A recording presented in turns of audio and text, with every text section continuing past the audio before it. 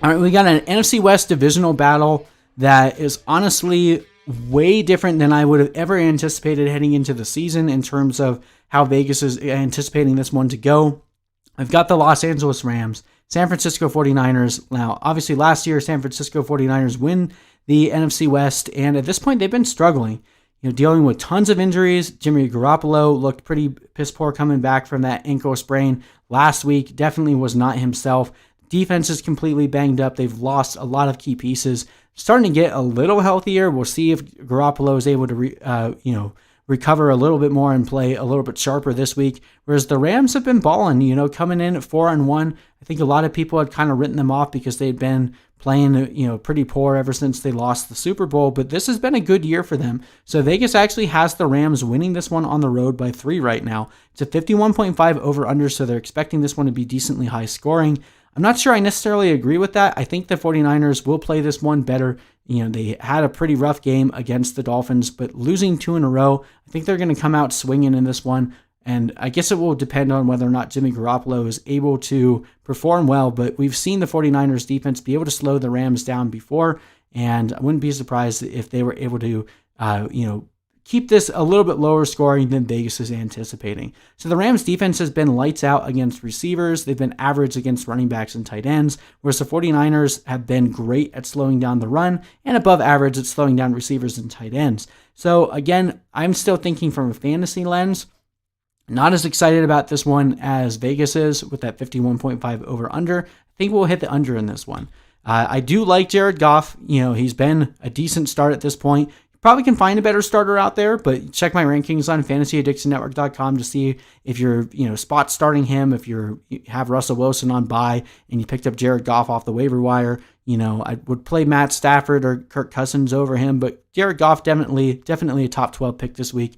You're pretty much guaranteed to start Robert Woods and Cooper Kupp every single week. But outside of those guys, I'm not really excited about any of the other offensive weapons here, with the 49ers run defense still being really stout. I'm nervous about the touch share between Henderson, Brown, and Akers. We've seen Henderson do this twice now where he has a really good game and then the next week he completely disappears.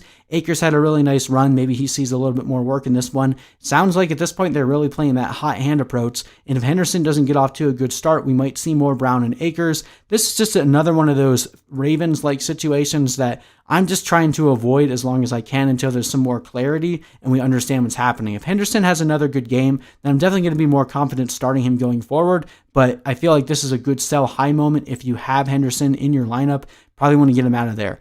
Higbee and Everett, well, it's been going the way that a lot of people had predicted that Gerald Everett was going to end up seeing a bit too much work for you to really trust Tyler Higbee each week. That's pretty much been the way that it's been going last week, Everett out-touching Higbee by a good bit. Higbee did have that one good game in week 2, but other than that, it's been pretty disappointing. So I'm not really happy with either of these guys this week. Going to try to keep both of them on my bench if I can.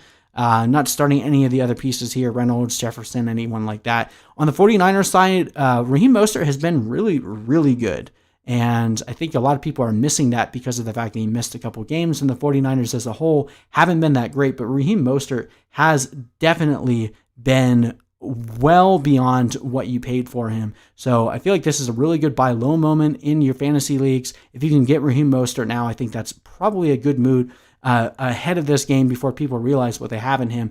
Deebo Samuel played on nearly 100% of snaps last week. I expect them to get him more involved in the offense going forward. And, he had some good games against the Rams last year too. He's not a traditional receiver, gets a lot of carries out of the backfield, a lot of, short and intermediate routes, not worried about him getting shadowed by someone like Jalen Ramsey. So I would be willing to fire Deebo Samuel in my lineup.